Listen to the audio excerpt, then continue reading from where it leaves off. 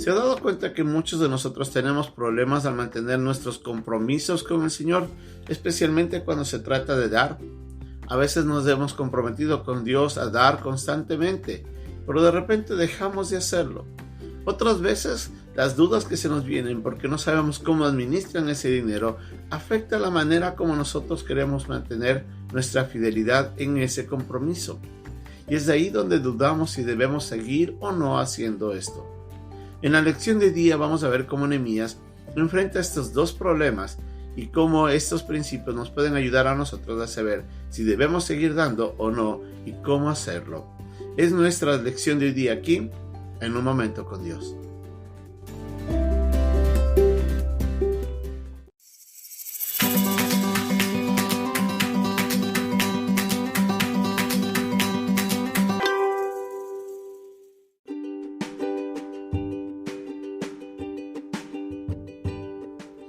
El pasaje de hoy día se encuentra en el capítulo 13, versículos 10 al 14 de Nehemías. Encontré asimismo que las porciones para los levitas no les habían sido dadas, y que los levitas y cantores que hacían el servicio habían huido cada uno a su heredad. Entonces reprendí a los oficiales y dije: ¿por qué está la casa de Dios abandonada? Y los reuní y los puse en sus puestos. Y todo Judá trajo el diezmo del grano, del vino y del aceite a los almacenes. Y puse por mayordomos de ellos al sacerdote Selemías y al escriba Sadoc, y de los levitas a Pedaías, y el servicio de ellos a Anán, hijo de Zacur, hijo de Matanías, porque eran tenidos por fieles, y ellos tenían que repartir a sus hermanos. Acuérdate de mí, oh Dios, en orden a esto, y no borres mis misericordias que hice en la casa de mi Dios y en su servicio.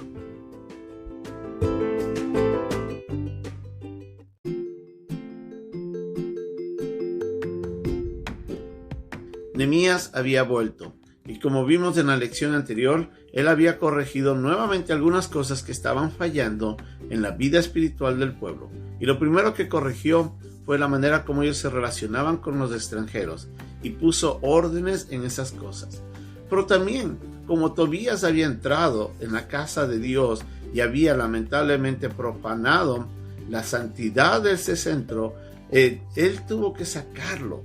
Y a sacarlo también restituyó el espacio que se estaba usando para hospedar a Tobías y decidió nuevamente restablecer ese lugar para lo que estaba designado, que era para guardar los diezmos y las ofrendas y poder distribuir a los levitas.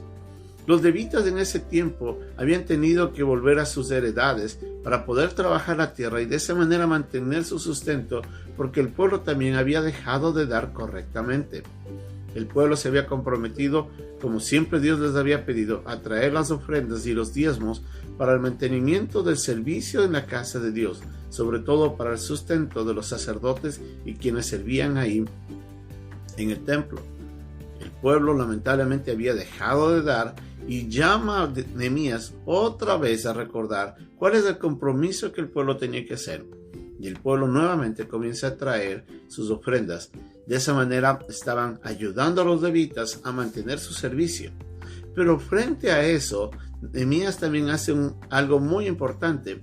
Pone a personas, como dice ahí mismo el versículo, varones que habían sido tenidos como fieles. Personas que Nehemías sabía que no iban a usar correctamente esos diezmos para su propio provecho. Como hemos visto en otros pasajes también en la Biblia, nos hemos encontrado con lamentablemente gente que usufructuaba del dinero que se daba para el servicio, para sus propios beneficios. Aún dentro de los 12, el tesorero que andaba al lado de Jesucristo, de quienes eran sus discípulos, había usado ese dinero para su propio beneficio. Judas Iscariote era uno de esos malos administradores que vemos en la Biblia. Pero eso no nos quita la responsabilidad de nosotros dar correctamente. El problema que existe actualmente en la iglesia y en todos los lugares alrededor es de que ha habido dos grandes inconvenientes. El primero es de que ha habido un mal testimonio de parte de los administradores que se están llenando sus bolsillos a costa de la fe y de la inocencia de los creyentes que traen sus diezmos y ofrendas a la iglesia para ser usados para el Señor. Y estos perversos siervos utilizan esos dineros y esos recursos para sus propios beneficios. Y eso ha creado un descrédito muy grande, lamentablemente, dentro de la iglesia. Mucha gente ha dejado de dar y tiene una gran crítica en contra del diezmo, porque lamentablemente ha habido muchos que han usado mal. Por otro lado, también ha habido gente de que de repente se comprometía a dar al Señor, pero por alguna otra razón dejaban de dar. Los compromisos que uno da o hace con Dios deberían ser compromisos serios, fieles, constantes. A menos que Dios nos guíe a hacer otra cosa, nosotros deberíamos aprender a confiar en Dios y a darle a Él correctamente como nosotros tenemos que hacer.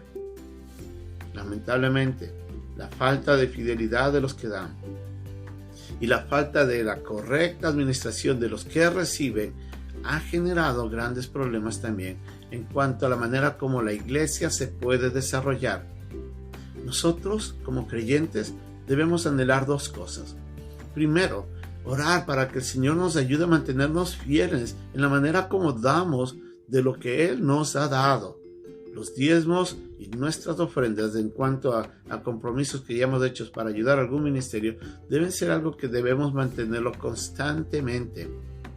Pero también debemos orar y velar para que esas ofrendas, esos diezmos que se den, lleguen a manos de personas que administren sabiamente, correctamente, para que no haya gente que saque usufructo de eso.